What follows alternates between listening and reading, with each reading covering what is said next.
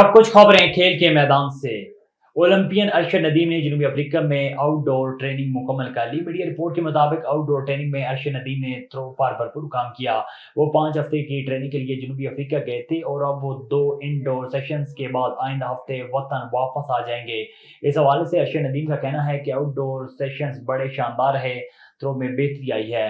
Coach ने techniques को बहुत बेहतर बनाया, फिटनेस के लिहाज से पहले से बहुत बेहतर महसूस कर रहा हूँ। फ्रांस के बेंयामिन थॉमस ने गैरो इटालिया साइकिल रेस का 5वां मरहला जीत लिया। इटली में गैरोडी इटालिया का 107वां एडिशन जारी है, जिसमें साइकिलिंग की दुनिया के नामवर साइकिल सवार टाइटल के हसूल के लिए कोशां हैं। गैरोडी इटालिया साइकिल रेस के 5वें मरहले में साइकिल सवारों ने जेनेवा से लोका तक का फैसला तय करना था, जो पहाड़ी मरहला था जिसका फासला 178 किलोमीटर पर मुहित था।